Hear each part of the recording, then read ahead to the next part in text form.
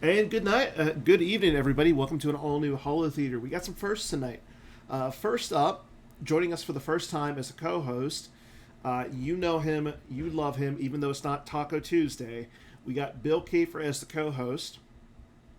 It'd still be Taco Thursday. It can be retired Sergeant Bill, or not retired, Separated. close enough. And then joining us also for the first time, sporting the PC polo, Casey, your 2023 Worlds finalist. I don't want to like Runner up. runner up. Yeah, Yes. I don't. I Runner want up. to say like the right word for it, if you know. Person who did not win.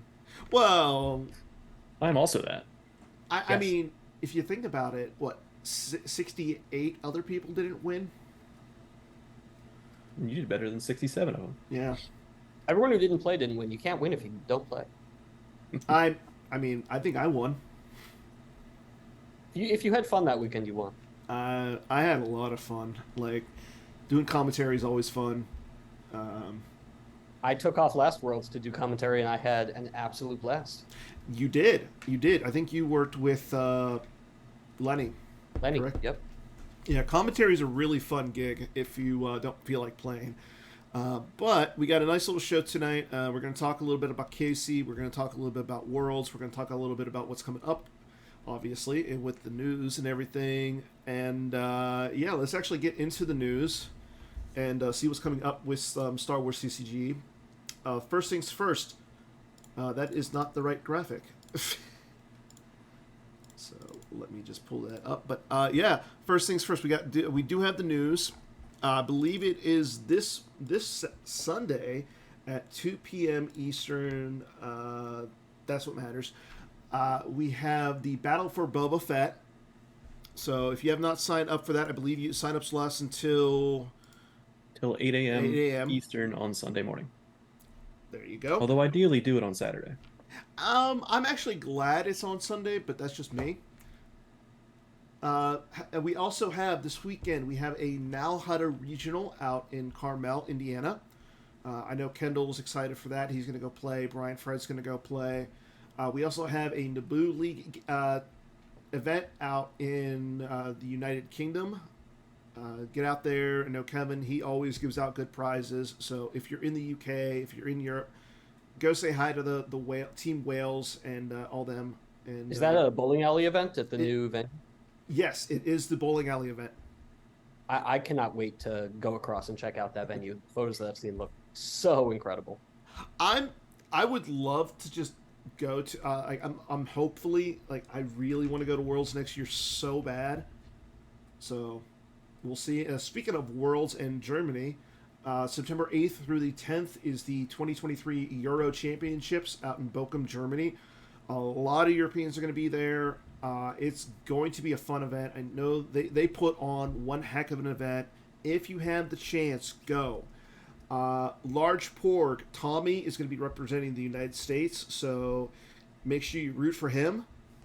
And root for all your other fellow Star Wars players, too. But we also, I will say, I'm going to try and get Tommy on after the European Championships. Tommy is the man of the world at this point. He's been everywhere. Just like Johnny Cash. Then September 9th is a Pittsburgh League event out in Pittsburgh, PA, obviously. I know Kendall said he's going to be there, and I know the Curley brothers, they're going to be there. I hope to be there. So make sure you guys, if you guys want to play some Star Wars on that day and you're not going to European Championships, come out to Pittsburgh. It should be fun. September 10th is a Dagobah League game out of Marietta, Georgia. Get out to that one if you're in the area. Georgia, Florida, Mississippi, Alabama, South Carolina, all those states down there. Heck, maybe you'll run into Hayes Hunter. He might go down from Tennessee, hopefully. And then October, we have the Nalhutta Super Weekend in October 7th through the 8th, also in Carmel, Indiana. October 27th through the 29th is the Endor Grand Prix. Are you guys going? I will not be there, no. It's very sad Why not? because I don't have a job. Okay, that's fair. Casey, you're gonna go to Endor? I am not going to Euros or Endor because I am going to Europe during Endor. Okay. I mean, and then on November 4th through the 5th, Corellia is going to have their super weekend. I believe it's, as Kendall puts it, their Mega Worlds event involving the Corellia Regionals and Ohio States. Again, that is going to be Kendall's birthday, so get out there and enjoy it. I'll be there for that one. You're going to be there? I should be, yes. So you're going to be there. Casey, you going to go out? Or wait, you might be in Europe, right? What's the date on that one? That's the weekend after Endor. I'm November still- 4th and 5th. Yeah. Yep. Yep. Not So good. you'll. Yeah, that's fair. I might go. It really depends on how I do in Endor. I mean, if I do well at Endor, the chances I go to that weekend increase a little. So, if you want to throw games to me at Endor, that's great, and then I'll go to Kendall's thing. But all those events look like they're going to be fun. I know one, like I said, Kendall's going to put on a great event. I'm excited for Endor. I'm excited for the European Championships just to see what they're playing and everything. Because the meta seems like it's in a really weird, wide open spot for the first time in a long time. I'm excited. I mean, but why don't we go ahead and get into our interview now? We have Casey on for the very first time. Casey, you've been a pillar of the community for a long time. I know you're on the stream team. You're also are you the official like PC lawyer? He's the entire legal team. Yes. So, what's it like to be the PC legal team?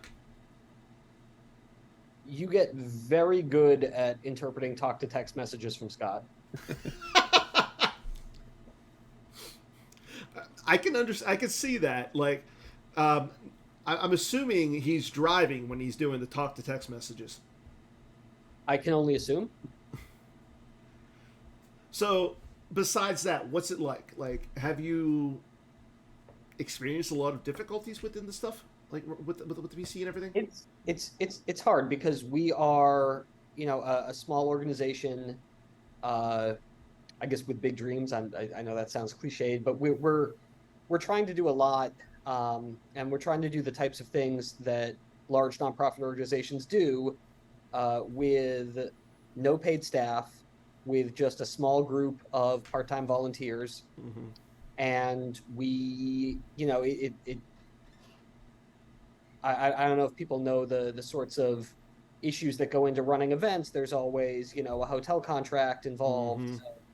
contract law, making sure that we get all of our, 501c3 forms filed on time every year. We do outsource most of that. Okay. So I'm the entire in-house legal team, but there is I don't know if they want to be called an out-house legal team, but I'm not the only lawyer that's helping out the PC. Let's put it that way. Now, you're not the only lawyer who plays the game, correct? No, not by a long shot. And I do often, if I'm confronted with an issue that, I practice criminal law. What I do in my day job is not at all relevant to what the PC does, and hopefully never will be. So when I'm confronted with an issue that comes from an area of law that I've never dealt with before, a good example is the discussion about AI artwork Mm-hmm. that came up a few months ago. The first thing I will do is I will bust out the list of, active players who are lawyers, and there's a number of them, and I will look to see if there's anybody who does work in that area and is familiar with that area of law, and I will brainstorm with them.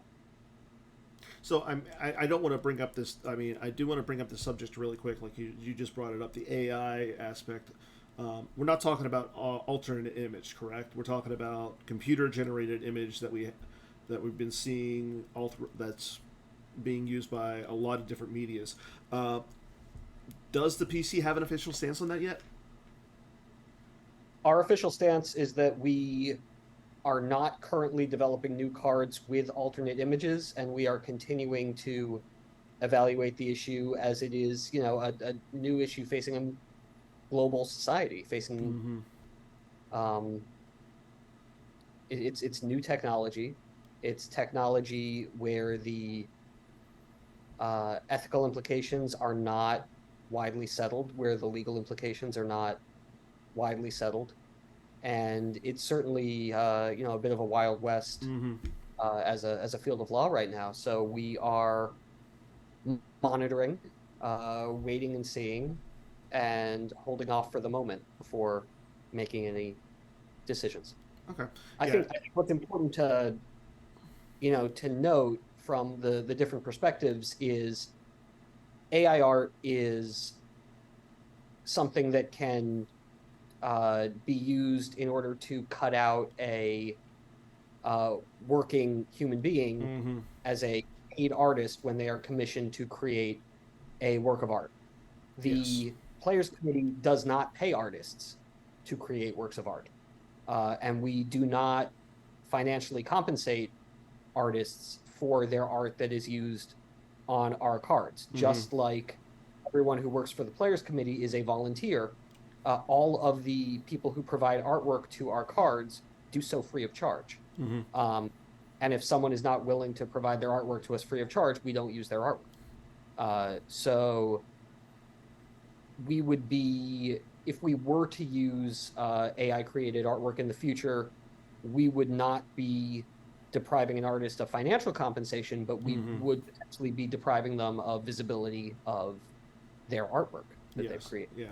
I mean, that's one of the things that I think we do offer the artists is a little bit more visibility. I mean, I think it's just kind of cool. Like, say, hey, I got this image that I created, or as a cosplayer, I'm on the face of a card game that people play, and I mean, it might not be the largest. It might not be like Magic or Lorcana or Pokemon or whatever, but definitely it's a game that people play, people recognize, and it's still kind of cool if you think about it. Absolutely. So, I just wanted to get that out of the way because I know people have been talking about it. It's still a hot button issue, and I do appreciate you for going a little bit more in depth into what the PC is looking at with all these images. Because, I mean, don't get me wrong, like, graphics team is amazing. I love what they do. They spend a lot of time going out there looking for images, looking for cosplayers, looking for art. So, yeah, I just want to see the best images that we can get without using some of the movies and stuff. I just want to take this moment and this platform to recognize absolutely everybody on the graphics team, because I have given a hard time over the years to absolutely everybody on the graphics team about what images they can and cannot use, and I'm sure most of them are frustrated to hell with me, especially when I tell them oh, you can't use this image, and maybe they don't understand why. These are the hardest working people in the Players Committee. They do some of the most fantastic work, and we are so grateful for them, and I apologize for every single time I have ever had to tell you no, and for all the times in the future when I will tell you no. I just remember getting the idea to do the whole Holotheatre Hosts and Heroes cards, which, hey, Bill, guess what? You're going to get one now. Coming to you with the idea, and you're like, you can't use those. You have to do it a certain way.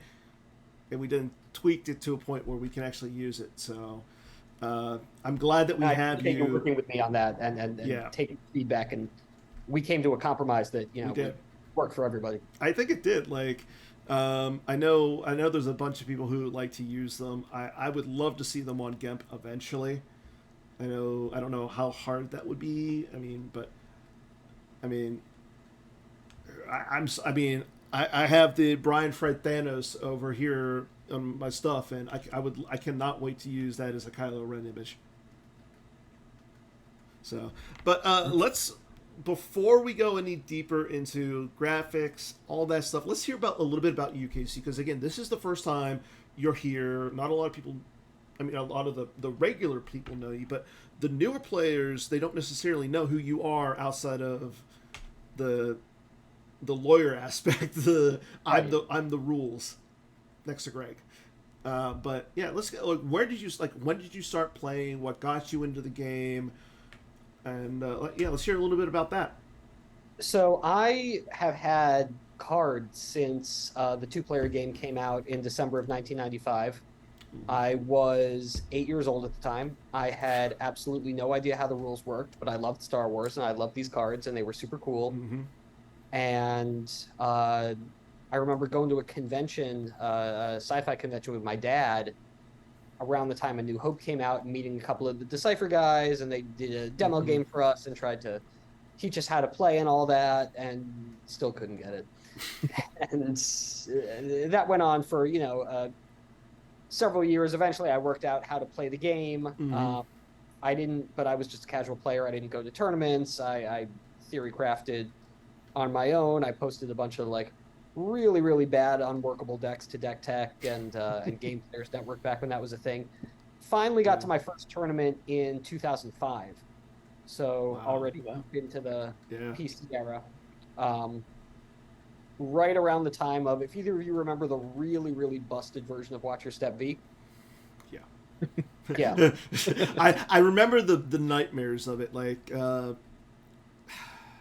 yeah. Wait, which version? Because there's like 15 versions of it. That The OG. The OG. Yeah. No, I'm talking about like there was the OG. The one that dicks a Corellian.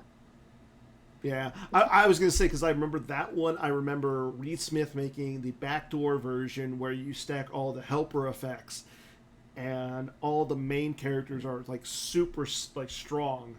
You guys are going to give me like PTSD flashbacks of 2005. Hey, you know what? Cards were Power Zero Jedi Luke against like 14 Power Jabba. Were you there for all like the musicians and? Yeah. No, so this was just after that. I came in. My first tournament was probably a month or two after the Redux, and the only thing to survive the Redux was Watch Your Step V. Yeah. And it was brand new at the time. It pretty much like had just like not been hit, and it was basically like non-unique Corellians added a Battle Destiny and also had Jarrus Janik text.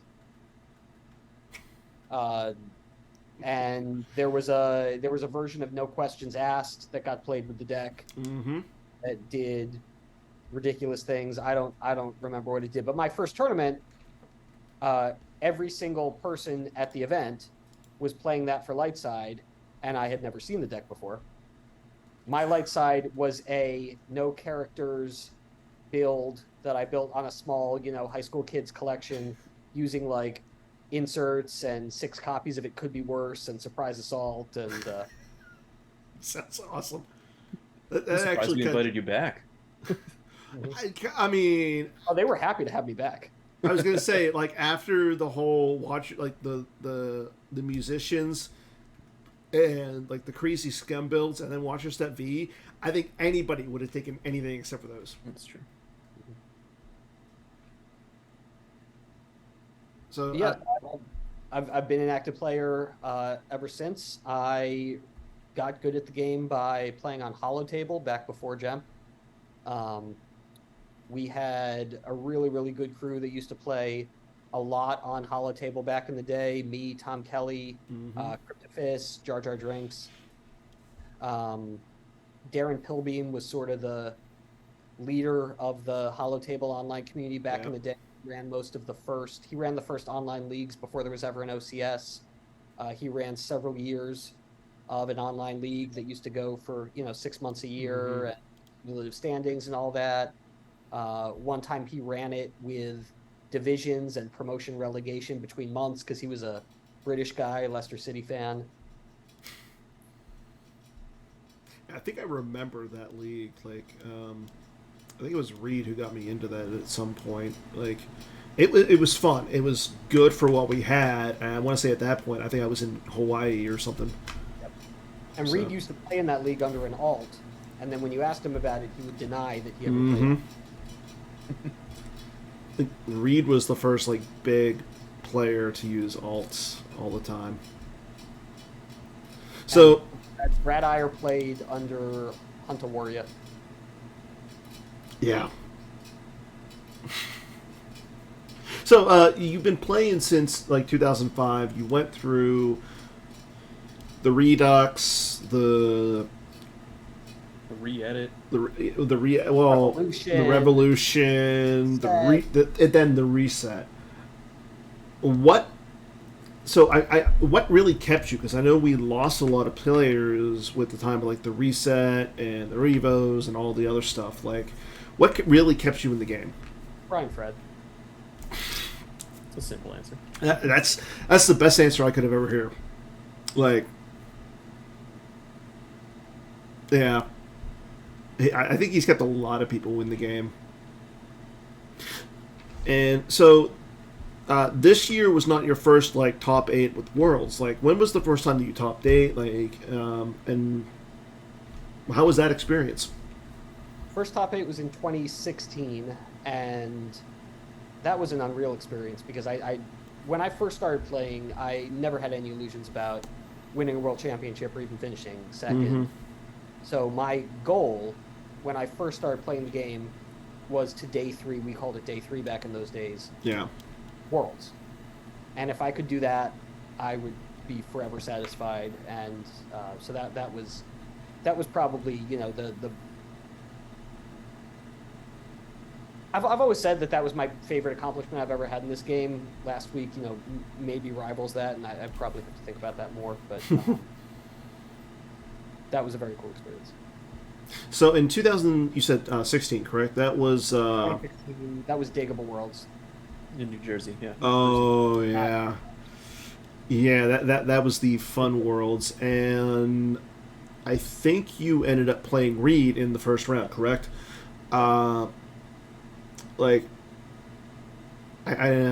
So this year, was that have you made Worlds any other time? I forget.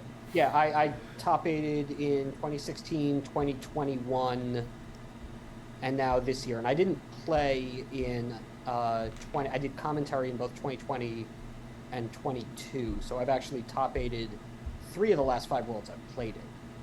That's an accomplishment. I mean, not a lot of people can actually say that. I mean, I know, well, there's a bunch of Hall of Famers who can say it. But, so, and then in 2021, that was the DC Worlds, correct? Right. And I lost to J Knapp in the quarterfinals in that one. That's right. Yeah, JNEP was on a tear that year. I mean, that was an interesting Worlds, because I know a lot of people, like, Communing had just come out. It was the new thing. Everybody was funny because, like, everybody wanted to go to Qui-Gon Communing, and then I like the progression. We went from Qui-Gon one year to Yoda one year, and now we're at Obi-Wan, if you think about it. I think in the press release when they tweaked Obi-Muning, they actually said, we want Obi-Muning to be good because it's the only one that hasn't been yet. Yes, yeah. It hadn't had its shine until... Had it shine, yeah, exactly. I mean, if you well, it's kind of funny because now we've seen Qui-Gon win Worlds, Yoda Communing won Worlds. No, last year and now... No. Legend won Worlds last year. Yes. I keep forgetting that Justin won with Legend. Legend, yeah. Okay. Like, I know, and... Yeah, and then What was Joe playing when he won in 21? Qui-Gon. Qui-Gon? Yeah. So Yoda's the only one that hasn't had won Worlds. We'll fix that soon. Don't worry about that. Well, I would love for Yoda Meeting to come back. I like that deck.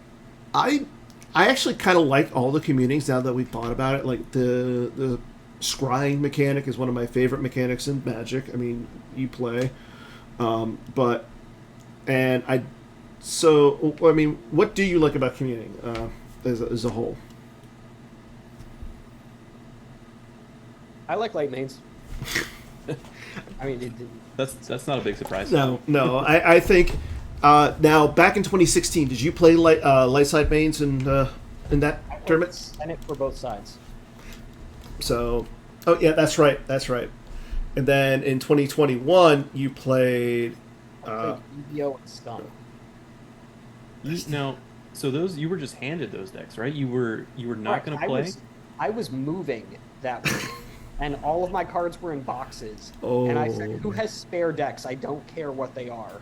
And Garrett Larson, Dead Body, said, "I have these two that I'm not using." And I said, I knew how to play Scum, so that was fine. I said, "Great, how do you play EBO?" So he sat me down Friday night for about 20 minutes, took me through the first couple of turns, and it ended up being a great meta call.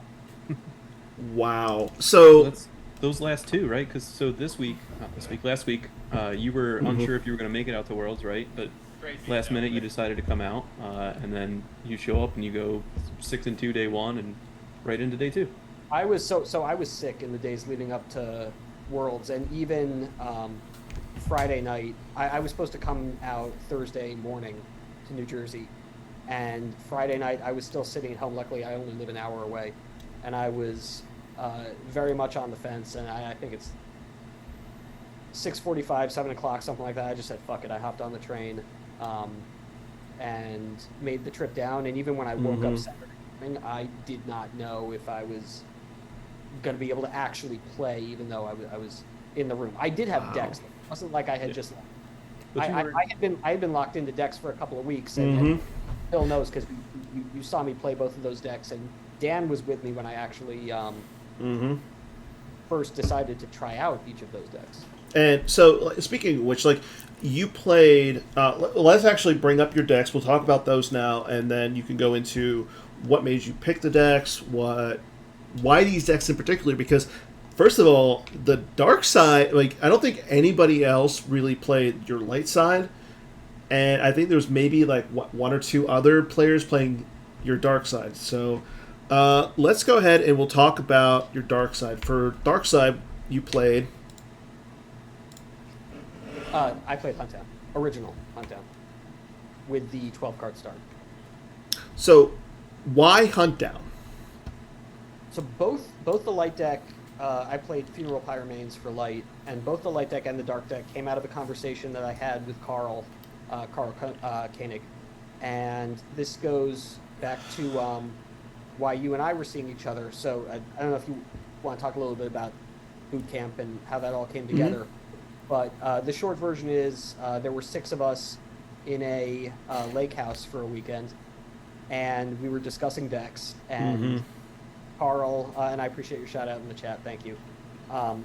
Carl brings up this point about how pretty much all decks for both sides right now are playing multiple battlegrounds that they're pulling early in the game. And objectives and effects that pull battlegrounds have more or less supplanted Twix pullers as the way that people are getting their activation out. So every deck is giving up multiple icons, and people are building their own activation ratios on the idea that they and they're sculpting their game plans and their lines on the idea that they are getting 2 to 3 icons from their opponent each game, and that is something that they can bank on. Carl's thought was, what if we played decks that didn't give up any icons, which used to be the norm up until I don't know, like recently, a year ago, less. I would say like the first big change was when they decided to, I wouldn't say errata or anything, like or remove it from the game, but they kind of got rid of like allowing Walkling to play, or no, sorry, Throne Remains starting to play Walkling. That was the first really big change to playing a lot of battlegrounds over non-battlegrounds.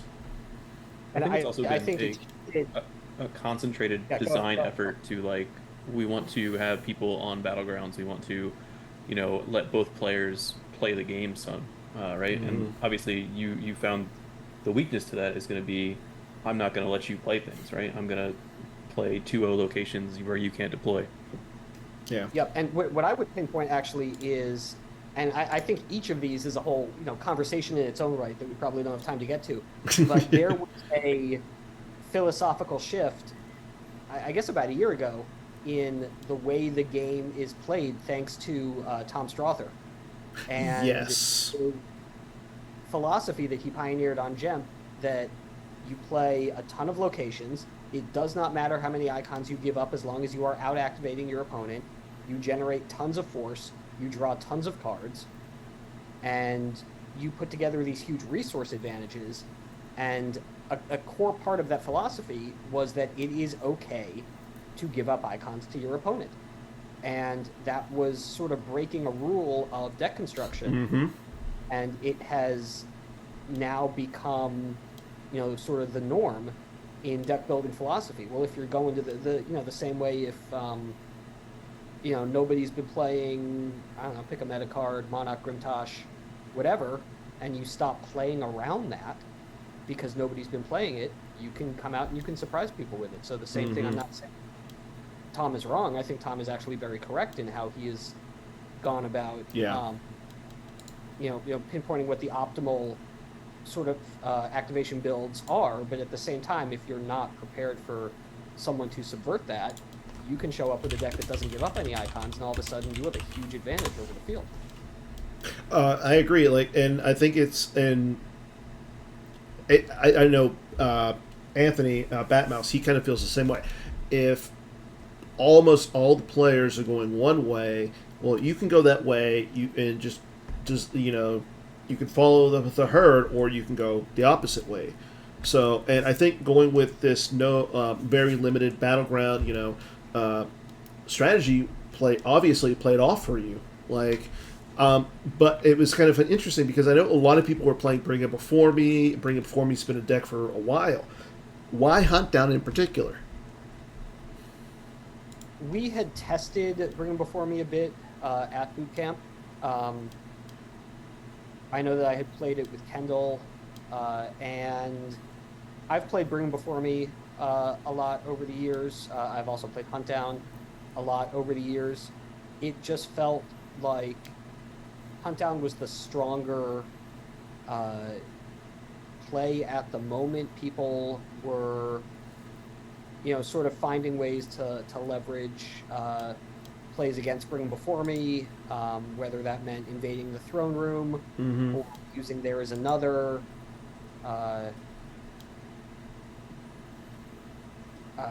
There was a lot of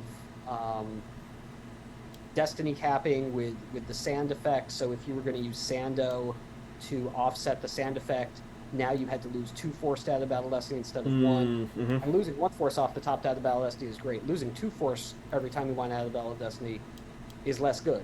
Yeah. Hunt Down got a lot of tools that were super, super strong. The probably the biggest being Hyperwave Scan in the last V set. It is a deck that does not, all of the decks that the PC have come out with, and they've had some really creative, really cool archetypes the past couple of years. But one of the major design philosophies that Chris Kelly, the lead designer, has had is we can't have a Throne Room main situation. We can't have a deck that just plays the best characters. And that is why we have 3 versions of Communing, and they are limited in their character pools. And that is why, every deck that comes out has a limited pool of characters now that it can draw from, because there are so many characters out there. And guess what? Hunt Down doesn't have those limitations. True. It's play the best characters, start with a giant hand, play the best tricks, play the good activation, and it's going to do visage damage, which, back in the day when Hunt Down was a big deck, you couldn't count on visage damage because everyone played 2 out of commissions in a deck between 2007 and 2017. Every light side deck had 2 out of commissions. Yep. They don't, I think 2 people canceled visage against me the entire tournament, and one of those was the Haze Hunter beat down against Vanny in the final. And do you know who the other one was off the top of your head? Okay. And someone play a spy. Nobody played out of commission. Someone played a spy at some point. Oh wow! The fact that you avoided out of commission the entire weekend is kind of a shock. How many out of commissions do you think were in the field? At least 9 players. At least 2. I would say there's probably 10 in the entire field, right? Out of 69 players playing 60 card decks, right? I would be surprised if there were 10. Yeah. I know. I want to say I think Batmouse played 1, but that was also because if you think about it, I mean, he played Hunt Down, so he but he was ready. So, and I like your point about Hyperwave Scan, that it is a very good card. Huntdown has almost always had that problem of if if your opponent cancels your drains at the Cloud City Downtown Plaza, you're not really doing a lot. I want to shout out Brian Fred, though. A point that he made to me was if your opponent drops Jin on you and you don't have Calm Scan in your deck, it's the exact same problem. And I sort of brushed that aside, saying, no, I have Sniper, I have Force Lightning, and then I probably missed about 3 or 4 combined Force Lightning Sniper. Casey, I want you to know we were watching, I think it was the final, and maybe it wasn't the semifinal because that was against Brian. So it was the final with Brian in the room, and he was just like, oh God, here goes Casey again, just Force Lightninging all the time. I missed 2 against Brian. And you missed it, yeah. Yeah. And so, but you did play a lot of other good cards. Like, I find it funny, like, I like that you're playing Darth Maul with double-bladed lightsaber versus just Lord Maul with lightsaber. You don't see a lot of that card, even though it has the potential to swing twice. So Huntdown is not the kind of deck that wants to sit there and drain you at the Downtown Plaza. It can, but if it does that, it wants to do it with Vader. It wants to add 1 to the drain with Vader, and it wants to send Maul elsewhere. Maul is your best attacking character, and if you're using Maul to be adding 1 to your force drain, you're doing it wrong. And if someone offered you the chance of playing a deploy 6 Maul and then swinging a second time for 1 more force, would you take that? Yeah. Yeah. So play the deploy 7 Maul that swings twice. Yeah. Okay, that's fair. And I do notice, like, you're running your character package seems very streamlined for a Huntdown. Was there any other characters that you were considering? Boba Fett Bounty Hunter, but it seemed a little clunky, a little unnecessary. Robot, and again, it would help the undercover spy problem. Yeah, I mean, there are always characters that you can consider. I stole this. I need to give credit. I stole the character package from somebody from a regionals deck. Probably Batmouse. Maybe. And now I'm like, yeah, I was gonna say this seems like I know for a fact Batmouse has been running the same character package for a while. So when Carl brought up the Huntdown Pyre, and really he gets all the credit for these 2 decks, I went and just looked for a stock Huntdown list, and I found it, and I've tweaked it since then, certainly. But the Kylo comes from that list, Mara comes from that list. There were some changes made, like I put in Dooku because I wanted another character who could use Force Lightning. Yeah. There was, I think, like Aura Singing Blaster was taken out, and Dooku was put in. Yeah, I mean, I really like your list. I was looking at it when Dan had it up. I think the only change I would make is Aura Sing over Ninth Sister, but Ninth Sister's not a bad card, right? And no, I feel like you kind of need her against No Idea. Ninth Sister is awesome against No Idea, awesome against Diplo. Against Diplo, you kind of want to, like, you hold, if you get Ninth Sister, you can, like, and you haven't played Vader yet, you can, like, hold Vader and hold Ninth Sister, and you can go down to 2 sites in the same turn, and they can, barrier, gick, whatever, one of them, but you can probably get a blowout at that other site. Yeah. Okay, and let's go into your day 1 light side, which again is as you said, it's a light side mains deck. You played, you used the Endor start with Anakin's Pyre. I mean, that just seems like it's kind of fun, and you're running what, 5 Luke Skywalker Jedi Knights? 5 Jedi Lukes, and again, the point of the Anakin's Pyre deck over any other, PC developed mains deck, and there've been, a ton of them, 3 Communings and Hitco and whatever, is that you can play the absolute best characters. And then, of course, I did not play the absolute best characters. Well, the character package in that deck really needs to be refined. I wasn't playing Padme. I wasn't playing Yoda. Those are mistakes. I did have some questions, yes. Yeah. Okay, Bill. He already hit a lot of it, right? And then, so you obviously played this against me twice over the weekend in Yavin 4. You crushed me both times because that Jury Juice list was just not good.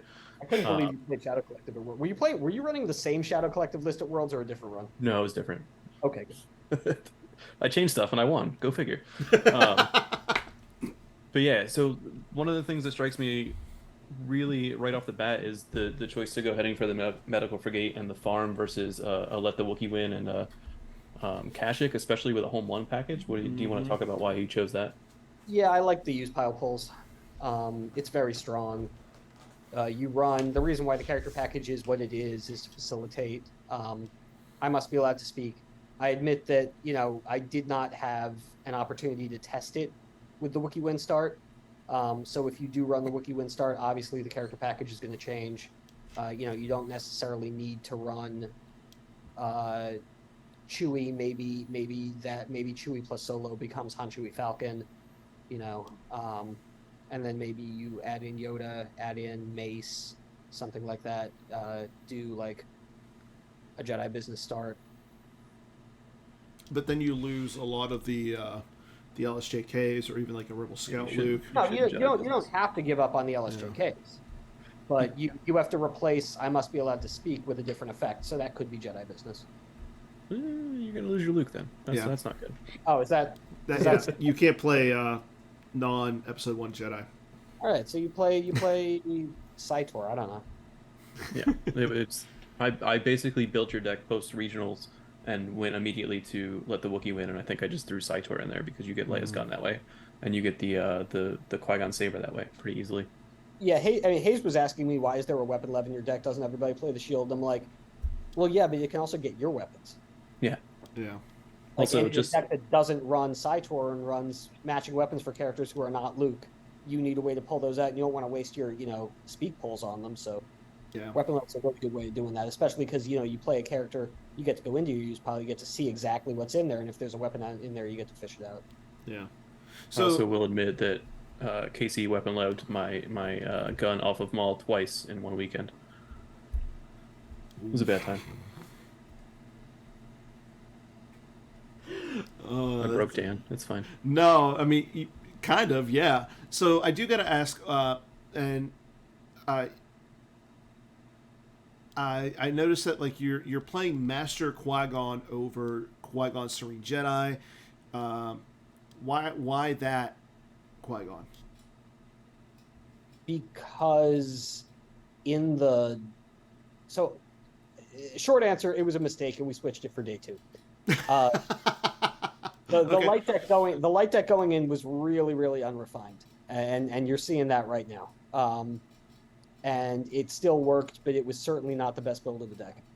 The thought process there was that you can use him to pull Wisa against decks like Hunt Down, or Shadow Collective, or things like that. Okay, I mean, I was thinking that, but I just wanted to make sure. And the biggest thing that was interesting about this deck that really just was like the lighthouse, so like the beacon, Home One and Akbar. So good.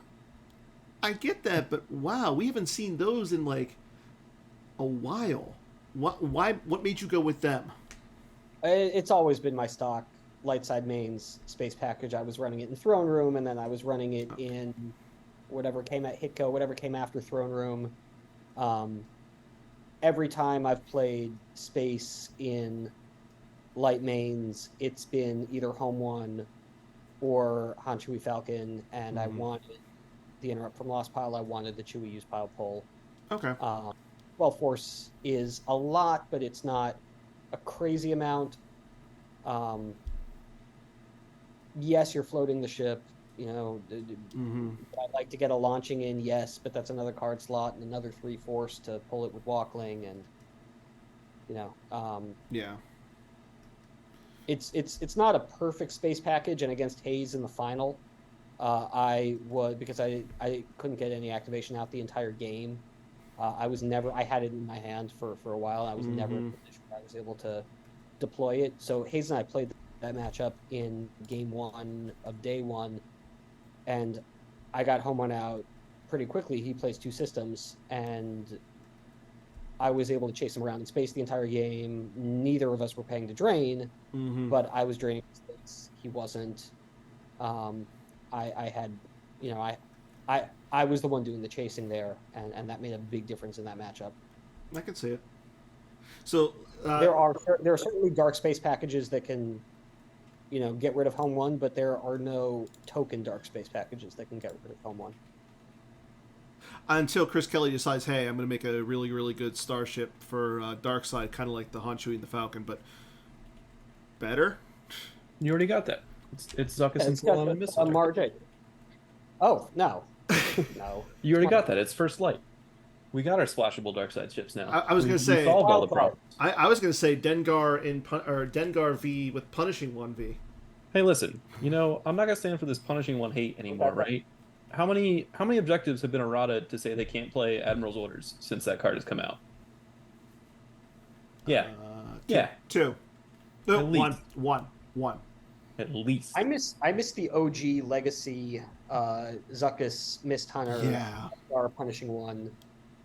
Subtract and add, put that in Dark Senate. Mm-hmm. I don't think that space package would be too strong. No, I agree. Like the Zuckuss plus the Mist Hunter, where you can subtract 2. Subtract 2, and then Dengar adds 3. Mm-hmm. But they're like each power 4. That's fine. Yeah, I got no problem with that. I mean, I would love for them to bring back that crazy Lando plus the Lady Luck, but that's asking a little too much, I think. So I don't think you're gonna get a Lando matching ship. So let's talk about your day 1 track record. Let's see what you did. We have on screen right now, so showing how you did. Again, you took game 1 against Hayes Hunter, again with your light side versus his dark side, and then right after that you went on you started 5-0, and against some really good competition. Yeah, my strength of schedule in that event was nuts. I mean, I don't understand how I finished 6-2 against. I played some really incredible players. I played,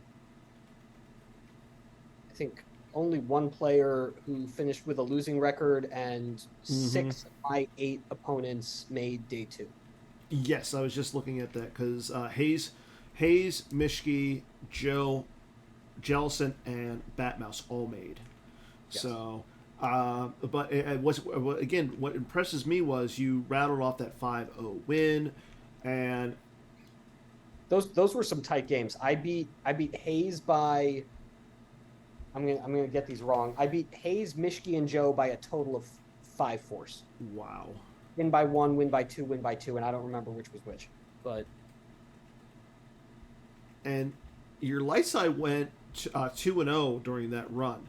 So even though you were saying like it needed tweaks and stuff, it still performed really well for you against Hayes and Joe. What did you find in those games that helped you out? So Hayes and Joe were playing the same deck. They were playing them all SSA deck because they're teammates and they had the exact same list. Both of those games, what helped me out in the Hayes game was he activated all of his locations on turn 1. Ouch. So he was force choked for the first turn. I got a good jump. I got to space. I got to chase him around in space, and it still came down to like a really close game. And I think he talked about it on the show last week. He felt very good in the Sunday matchup because everything had sort of gone wrong for him on Saturday, and he still. The Joe game, he had spoken to Hayes a little bit, but didn't get like the full breakdown of what was in the deck. And I had just played the matchup an hour earlier. I felt now confident that I knew the line in that matchup. And there were a couple of cards that I think one was Sense and maybe the other was Home 1, where Joe sort of said like, why didn't Hayes tell me about that? You know, I don't think he was playing around those cards because I think he assumed Yeah. that I would have told him about them.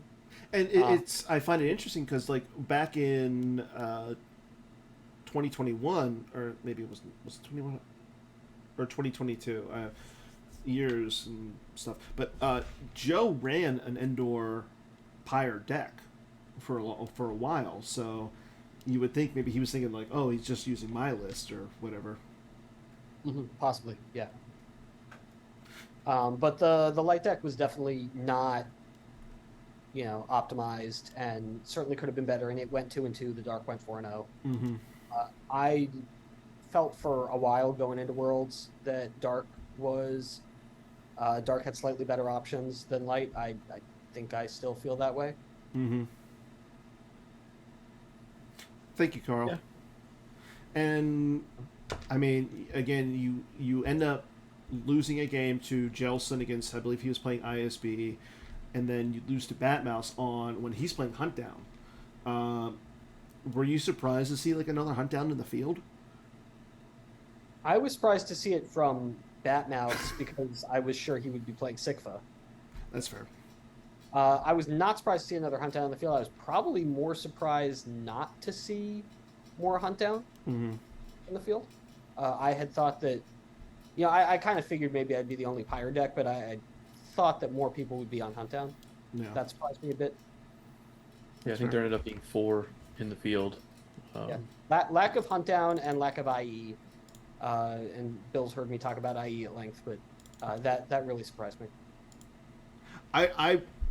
I'm excited to see some of the stuff that IE can produce. I think it's different than what it was, so I'm excited to see what people come up with eventually. But yeah, so 6-2, you make it in. I want to say you were the 3 seed.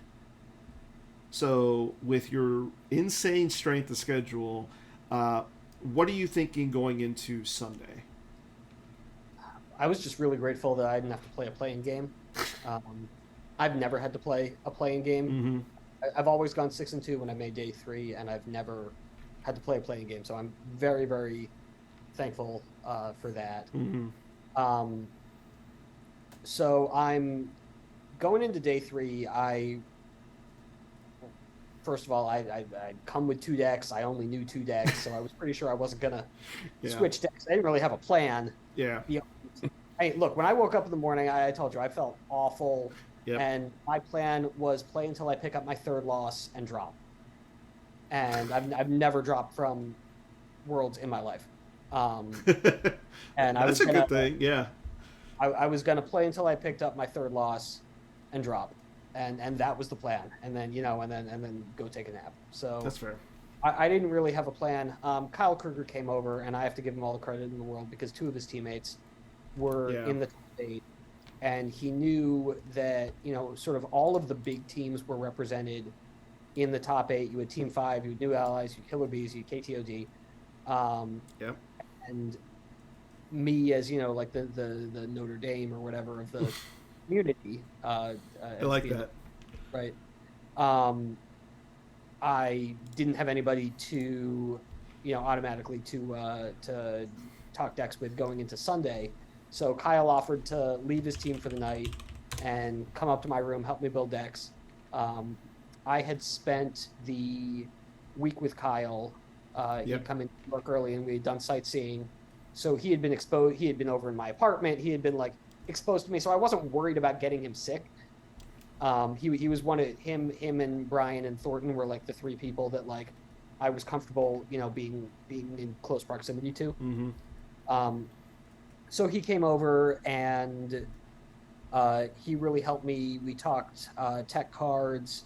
We ended up deciding to switch 4 cards out of the light side. He was like, Master Qui-Gon is bad, Under Attack is bad, See You Around Kid is bad. You should add these other good cards, Yeah.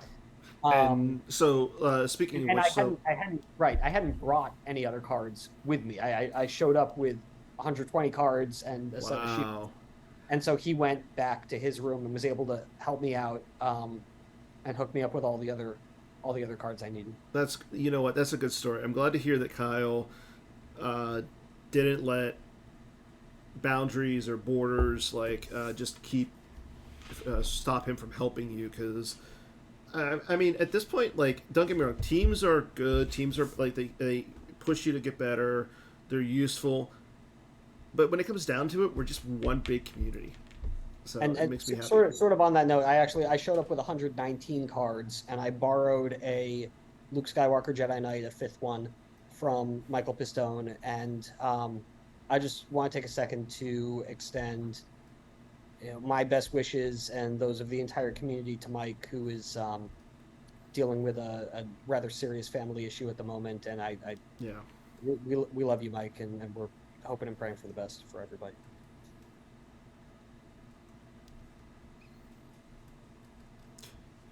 So, what were the 4 cards that you ended up changing? It was... do actually have the list written down because I texted it to Kyle, so let me pull it up so I remember. We see Under Attack's gone, and Qui-Gon was replaced. Qui-Gon was replaced, Under Attack came out, See You Around came out, one other card came out.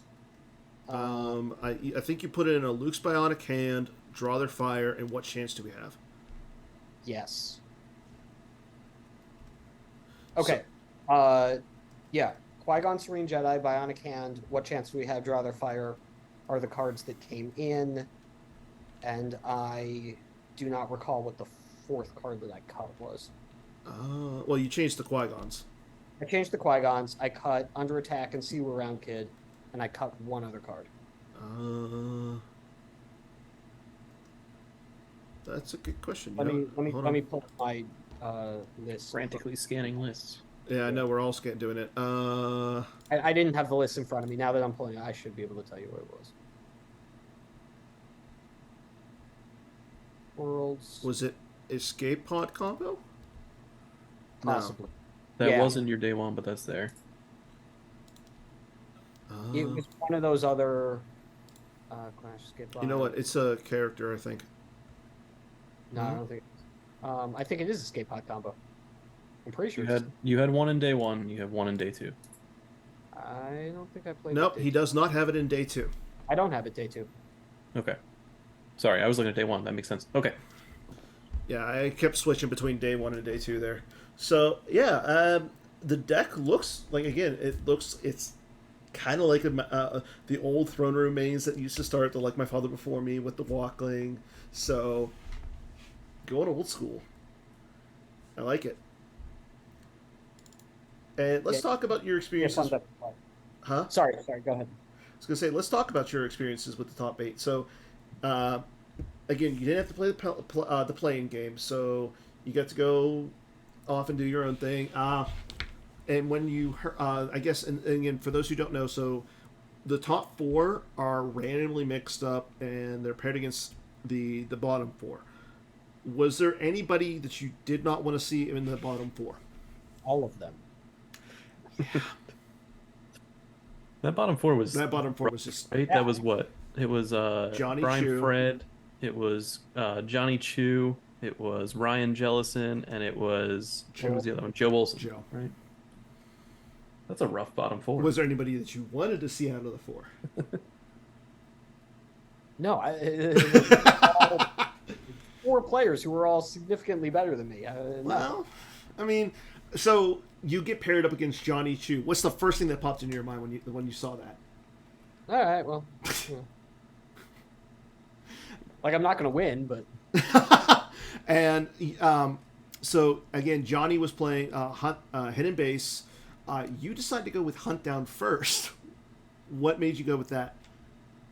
I hadn't made that decision until like the morning of. I talked it over with Kyle. I think the thought process was both of my decks sort of, they kind of play the same way. Mm-hmm. They don't have a ton of retrieval. They can do beatdowns. They can, one doesn't necessarily win by larger amounts than the other. Yeah. Hunt Down is a deck that always sort of keeps it close because of visage damage. But on the other side, light decks are the retrieval decks.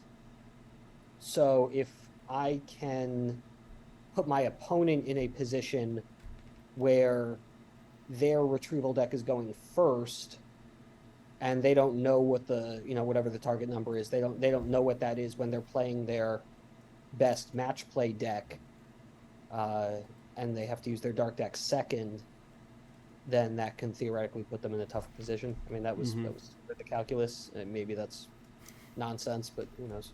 That's fair. No, I think that makes a ton of sense, and I think given your 2 decks, I'm always going to pick to play Hunt Down first, especially because of that visage damage, right? Like, that's a psychological clock on somebody to be like, okay, well, I'm going to lose by 12, I'm going to lose by 13, right? Like, the game comes faster.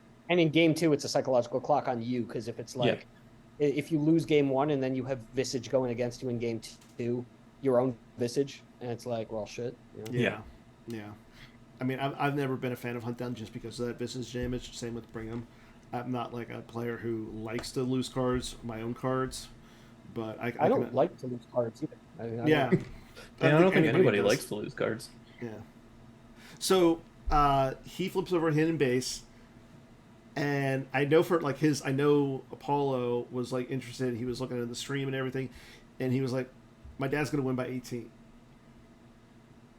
You completely flipped that and ended up winning game 1 by 15 or by 18. Obviously, you ended up you got Vader out kind of early. Like, what was it, like turn 3? I think it was turn 3. And I want to say when you got Vader, scanning crew, or not scanning crew, hyper wave scan came down right way with him. Yeah. I knew that hyperwave scan was going to be a priority there. Really, the game came down to 2 things. It was that I played 2 ships. I played 3 ships, but I played 2 copies of 1. I played 2 different ships. And I had them both in my hand. I had a turn where I could deploy them both in 1 turn. Not around it can wait. And the Chu kind of, at the beginning of the game, I don't know if he was shuffling them. He had a lot of systems he could choose. Base indicator. And I'm pretty sure he was shuffling them, and he just picked at random. But he picked the system closest to rendezvous point. So the system that he had to move to first. Yeah. After moving the ship off the rendezvous point. So that was the system I came down to. And that was the system I was stacked at. And that was his hidden base system.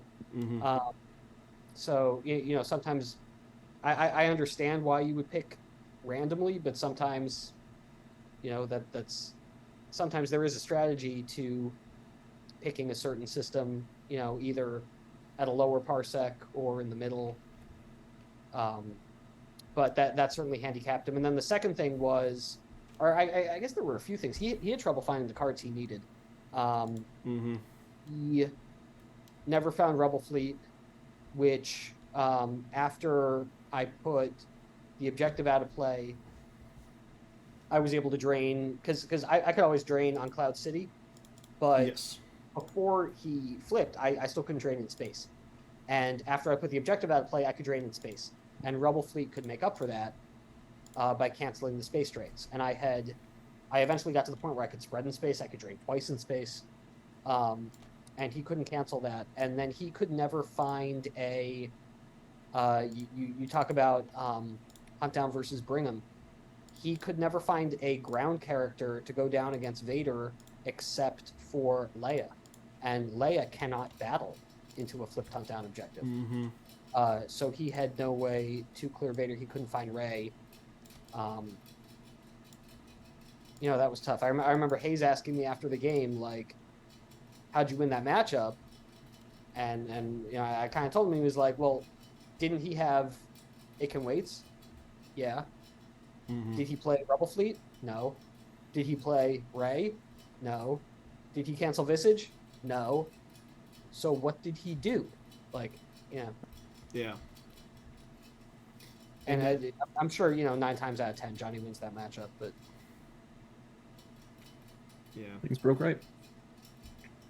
And then he flips over EOPS in game 2 against your Endor mains.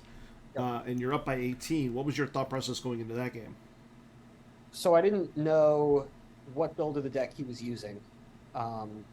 Turned out to just be like a flip EOP solid kind of thing.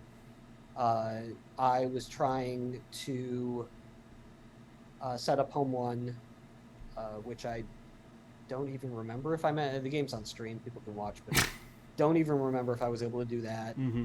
There's a situation where he went down to Tatooine with a couple of guys, and he was gonna battle into Luke. I clashed Maul, I guess. Mm-hmm. And probably should have battled with Dooku to prevent a counterbeat and didn't, and I was able to counterbeat, and he lost too much force at that point.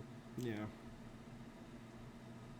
So you advance out of that one, and then your next round opponent is the guy that kept you in the game, Brian Fred. You start with Hunt Down, and he ends up playing Diplo. Was that on your radar at all? Yeah, I knew he had played it. He played it the day before too, right? Didn't he play Yoda? He played Yoda. Oh, that's right. He played Yoda. I'm sorry. He played Diplo day one. He played Yoda day two. Diplo day one, right? He played Yoda. You guys are now learning that I have absolutely no memory for games until someone jogs my memory. You could have told me he played Diplo, and I would have been like, okay. Yeah. And then I would have probably made up the game that happened like Diplo versus Huntdown. Like, oh, I played Ninth Sister and canceled someone's text, and that's how I won. Yeah. But I do know you ended up winning by 11. Yeah. That was the game where Jin sat in front of you for a long time. Jin sat in front of me for a long time. We fought over the cantina. I had space, which was big. Yeah, I think you were able to kick him out of space eventually. You burned through sand, and then he had to start actually losing people from space. And then he had just Qui-Gon on the ground, and Jin in front of your stack, so he just kept running away. And eventually I think you just wore him down. Bill did the through homework. space. So, Yeah. I was going to say, because I was too busy. I was too busy doing stream. Hayes versus Jellison. Me and Mike Kessling were eating fancy snacks watching that game, so That's fair. it was a good time. Kind of fancy. Any time with Mike is a good time. So then you do get on stream to play your Endor mains versus his invasion. What were you thinking about that game? So that game, I was pretty confident that I was sort of I wasn't going to contest the flip at the throne room, and as soon as he flipped, I would just go hard to the system, kick him out of space, and then work on, at that point I had a choice. I could go to the farm, which was sort of my first plan, or I could go to one of the Naboo sites, and as long as I could be on 2 different sites so that I could drain at the non-battleground Naboo also, and everyone's paying to drain, and I would outdamage him. That was the plan. It didn't exactly work out that way. I never did actually kick him out of space. He was able to loop the dark side spiral, whatever you call the droid it. control ship. Yeah. The support ship. Yeah. And at that point, he sort of went down weak to he moved Maul. He used the effect that moves Maul to put Maul over to the farm from the throne room, which then he left the throne room relatively unprotected, no pun intended, and I was able to drop a few guys. I think either sorry about the mess or clash a guy out of the battle, and then beat down. I guess it was Wat Tambor. Yep. Yeah, we don't normally see Wat Tambor, but when we do, he gets beaten down. I had to read that card several times. He's great. He is. More Wat Tambor. I agree. It looks like it's a fun, good card, but it's also one that just got beaten down. Yeah, well, what'll happen? Oh, the other thing about the Chew game that I wanted to bring up was he had the Weather Vane, and he didn't realize he was a lot of his strategy was to get back his key cards with Weathervane. Mm-hmm. He didn't realize that when if the Weathervane was straight up and down, like it was at first position, Mm-hmm. Dark Side battling did not turn it back to the third position so that he could just do one drain and then retrieve a card. Yeah. And I think he had turned it back after I battled. Yep. I think I remember and that. I hadn't noticed or I hadn't realized, which I should be paying better attention. That's on me. But then he set up a line where he did 1 force drain, set up to do 1 force drain, turn it straight up, and get a card back. And I was like, you haven't done 4 drains. Like, what's going on here? And that really set him back. Yeah. Also. Yeah. And then against the finals with Hayes, first of all, again, the stream is out there for everybody to watch it. I think it was a really good finals. You both played well in a lot of aspects. So, and I found the one thing I did like was you both activated 10 force for a while. Mm-hmm. Neither of you, at least in the first game, neither of you guys seemed like there was a lot of generation. It was old school, beat up, fight them down Star Wars. And we haven't seen that in a long time. Mm-hmm. No, there were on consecutive turns beatdowns for 14 on each side. That was super cool. So yeah, we were watching that, and to see, it was a Master Luke that you beat down with, right? And then that you beat down, right? Yep, with Maul. I might be conflating games, but okay. Yeah, and then I beat down Master Luke with Maul, and I have you now. Yep. Hayes is sitting there counting stuff, and we were like, "What? Is this a ruse? Is he just gonna play a Hoojix and then just try to break Casey's spirit here?" But he was actually counting out I need to keep this many destinies. This is what I'm doing next turn. It was really cool to watch. Yeah, the amount of thought that went into it, from both of you, just shows this game is not your average game. You really, really need to think a lot. Maybe that's why I'm not good at the game. He had exactly enough force after that battle to do what he needed to do in the next battle, and that was only because he lost the exact correct cards, and it was quite literally a world championship winning play. Yeah. But you know what, dude, Casey, from just watching you play the weekend, we had you on stream twice. I don't think we had you on stream day 1. Yeah. So I do apologize for that. I mean, you were playing really well. We should have had you on stream at some point. I do not mind. Everybody says the same thing, but still. No, just watching you play this weekend or 2 weekends ago, it was really good, and I'm really glad to see that you had the run that you did. And again, really nice job, even getting to second place. Thank you, Dan. And I've had a chance to go back and watch some of the videos from both days, and you are a professional as always on the mic. I try, but I appreciate that. I believe me, I appreciate it anytime. I love doing this. It's for me, it's more than a hobby. But that's the story for another second. Well, actually, no, it's the story for right now, because you know what? This, everybody, is episode 200. So we have Casey on for the first time, Bill on for the first time on episode 200. Can I let you in on a secret? Yeah. I was guest hosting on an episode that you missed right before Nationals 2021 with Jerry and Matt Sperling. So it is actually my second time on. Got him. Dan, it's also the second time I've been the guest host. At least the second time. But you have me on once every 100 episodes. Good night, everybody.